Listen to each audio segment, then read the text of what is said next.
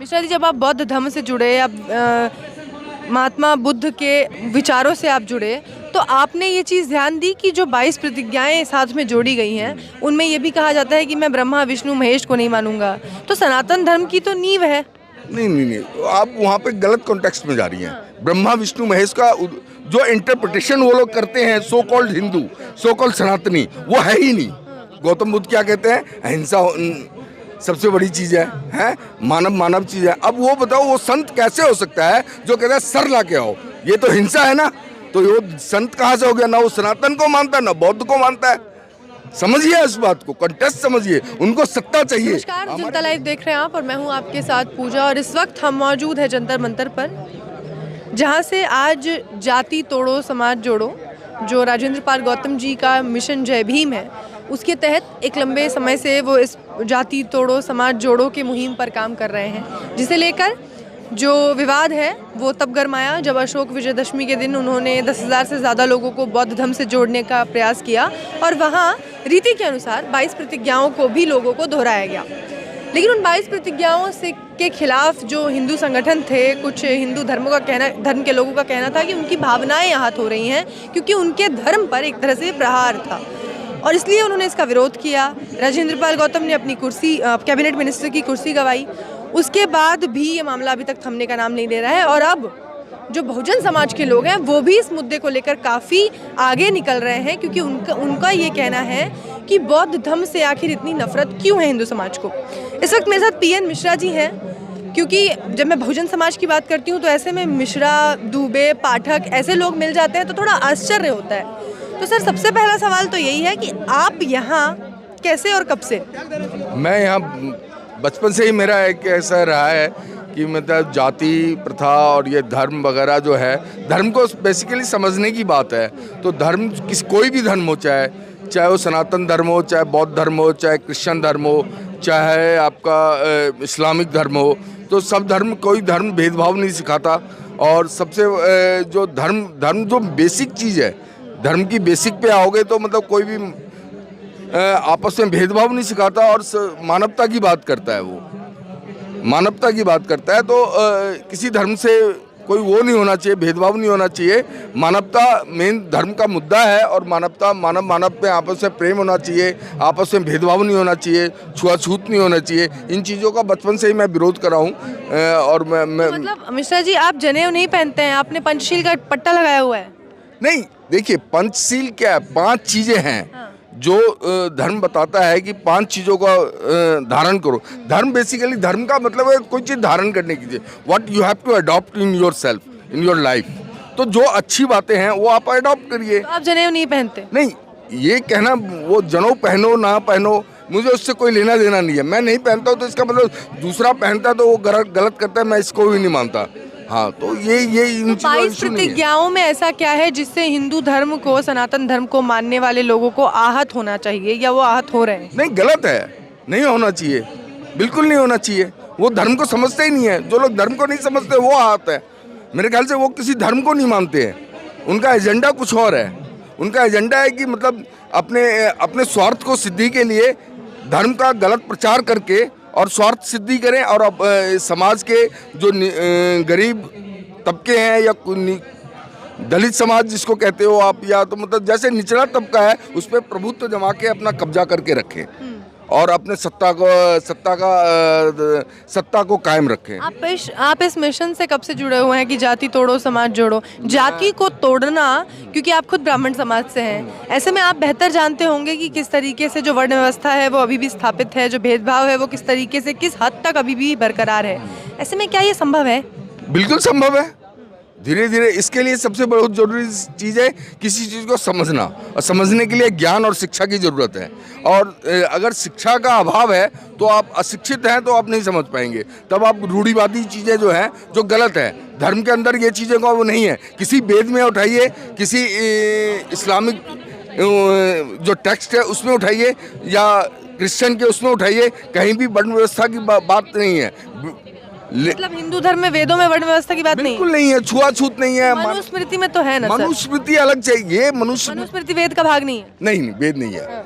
मनुस्मृति पे मानते तो हैं वेद लोग, नहीं है वो वही लोग मानते हैं। मतलब आप वेदों में मानते हैं? मेरी बात सुनिए, वही लोग मानते हैं। ये एक समझी सोची समझी वो क्या कहते हैं साजिश रही, समाज के खिलाफ साजिश रची गई, और उस साजिश के तहत ये कहा गया है कि मतलब जो आपके पास सत्ता आ गई, आप पावरफुल हो गए, आप हमेशा पावर को मेंटेन करना चाहेंगे, तो उस मेंटेनेंस के उस पावर को मेंटेन करने के लिए आपने ऐसा सिस्टम बना दिया जिसमें गरीब गरीब रहे, दबा रहे, और जो बढ़ गया है वो बढ़ता रहे। तो आपने कहा कि जो व्यक्ति धर्म को नहीं समझता वही 22 प्रतिज्ञाओं से उसको ऐतराज होगा या वही उसका विरोध करेगा। तो अयोध्या के जिन संतों ने राजेंद्र पाल गौतम जी की हत्या की धमकी दी है या सुपारी दे रहे हैं एक तरह से, वो क्या वो पढ़े लिखे नहीं है? उनको ज्ञान नहीं है धर्म का? बिल्कुल ज्ञान नहीं है, वो संत है ही नहीं। संत का मतलब सबके लिए है। संत का मतलब एकदम आचरण में वो चीजें होनी चाहिए उसका जो सबका भला करे। भला करने, ये भला वाली बात है। ये तो आप हत्या कर रहे हो किसी की, ये आप संत हो ही नहीं सकते हो। संत होने के लिए आपको आचरण संत वाले होने चाहिए। आपका संत का इतने सारे लोग जो हिंदू धर्म को छोड़कर बौद्ध धर्म की ओर आ रहे हैं, आखिर क्या कारण है इन लोगों को हिंदू धर्म छोड़ने का? असल में अपभ्रंश हो रहा है हिंदू धर्म का। अपभ्रंश हो रहा है हिंदू सनातन धर्म का। सनातन का मतलब क्या है? जिसका आदि नहीं है, जिसका अंत नहीं है, वही सनातन है।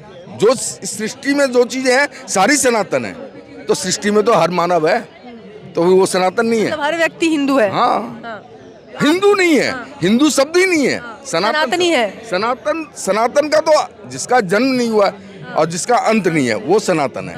तो जन्म जिसका हो गया वो सनातन हो ही नहीं, मतलब कहने का मतलब शुरुआत जिसकी नहीं है और जिसका अंत नहीं है वही सनातन है। और इसका मतलब जो चीजें हैं इस सृष्टि में सारी सनातन है। तो आप समझिए ना, आप मनुष्य है तो मनुष्य तो मतलब कुल मिलाकर ये कि आप जिस हिंदू धर्म को या सनातन धर्म को मानते हैं, आपको लगता है कि वो कभी गलत नहीं सिखाता? बिल्कुल नहीं सिखाता। बिल्कुल नहीं सिखाता। तो ये जो लोग, मैं आपको एक उदाहरण देता हूँ। छठ का हमारा बिहार जो है, आप एक देखिए, बिहार एक ऐसी प्रभुत्व संस्कृति वाला प्रदेश है जहाँ से सारे धर्म की उत्पत्ति हुई है, सारे धर्मों की उत्पत्ति हुई है। आदि गुरु शंकराचार्य जी वहाँ पे जाके डिफीट खा गए। किससे खा गए? क्या नाम है, भारती जो थी उनसे हार गए।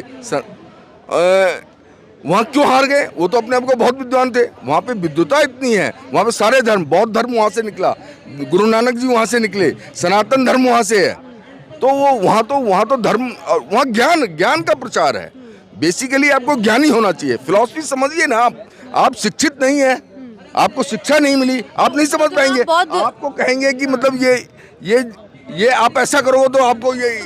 मिश्रा जी जब आप बौद्ध धर्म से जुड़े, आप महात्मा बुद्ध के विचारों से आप जुड़े, तो आपने ये चीज़ ध्यान दी कि जो 22 प्रतिज्ञाएं साथ में जोड़ी गई हैं उनमें ये भी कहा जाता है कि मैं ब्रह्मा विष्णु महेश को नहीं मानूंगा। तो सनातन धर्म की तो नींव है।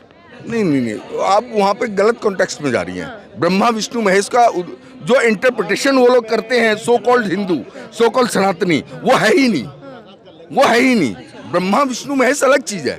ब्रह्मा विष्णु महेश एक फिलॉसफी है। आप समझिए, ब्रह्मा का वेदों में क्या गया? ब्रह्मा वो है जो निर्माण करता है किसी चीज को, बनाने वाला कौन हो सकता है? जो ज्ञान होगा उसको भी बनाएगा।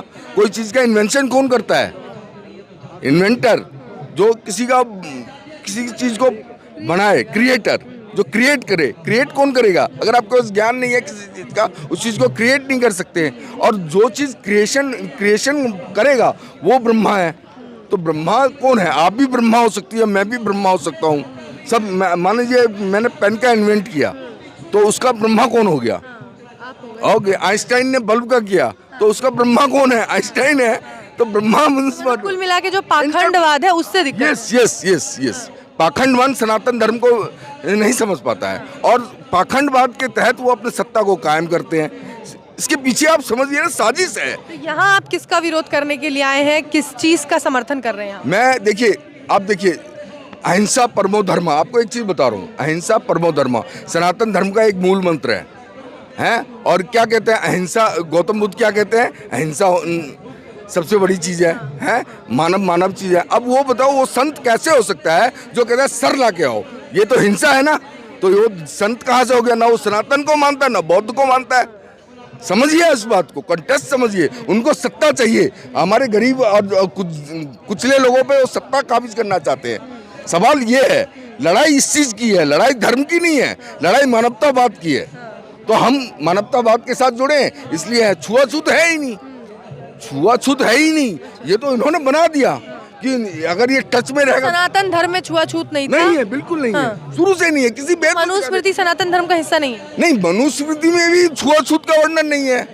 इंटरप्रिटेशन आप कैसे, ये वर्णन नहीं है कि शूद्र अगर गीता का रामायण का पाठ सुन ले तो उसके कान में शीशा नहीं, मुझे तो कहीं नहीं मिला, लेकिन इन लोगों ने बना दिया है, इन्होंने इंटरप्रिटेशन गलत किया है। अब लाइए कहाँ लिखा है, कौन से टेक्स्ट में लिखा है, आई विल चैलेंज देम, शास्त्रार्थ कर ले मेरे साथ। मतलब मनुस्मृति में भी ऐसा कुछ नहीं है जिस पे विरोध किया जा सके। अरे सर, आप समझिए, जो धर्म क्या कहता है, मानव को कैसे जीना है, यही धर्म बताता है। अब ये कान में शीशा उड़ेल दोगे, ये कोई धर्म सिखा सकता है? आपको धर्म को ज्ञान ही नहीं है, अधर्मी हो आप धर्मी नहीं हो, अधर्मी हो, आपको ज्ञान ही नहीं है धर्म का। चलिए, बहुत शुक्रिया सर, बहुत बहुत धन्यवाद। Thank you. और बहुत अच्छा लगा सर आपसे बात करके।